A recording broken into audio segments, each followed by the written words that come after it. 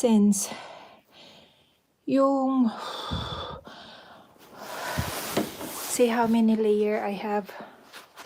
1, 2, like that one is north face, this one is the wall, and at saka yan, I have so many layers. I'm wearing my gloves. I will show you. Yun kasing aking what do you call this, dalawang coat for church. Nalaban ko siya ng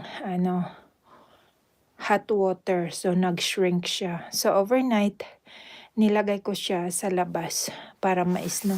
Ayan po yung yan bedroom ko kasi yan to.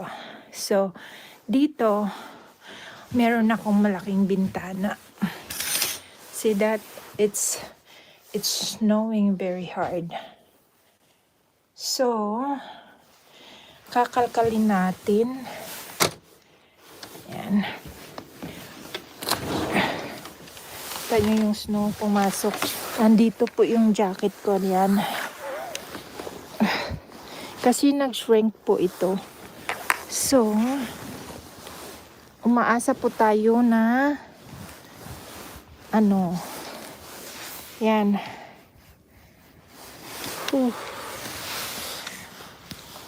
I have one on the other side also.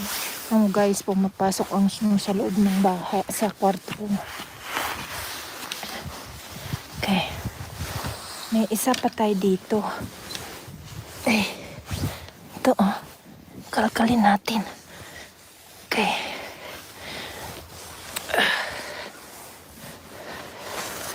Yan.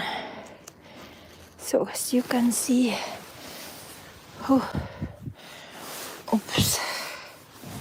So, so guys, dyan ko binaon yung aking dalawang jacket na wool kasi nalabhan ko ng hot water, so nag-shrink siya. So, ito na siya ngayon. Isa. I-hanger natin. Kunin na natin. Towel po yan. Ito yung pangalawa. Sana hindi na mag-shrink. There. So guys, grabe ang snow. I have a big window kasi sa bedroom. Kaya dito ko siya nilagay kagabi.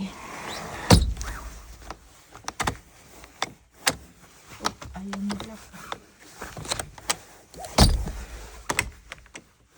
So, yan po siya sa labas. So, ayan. Thank you guys.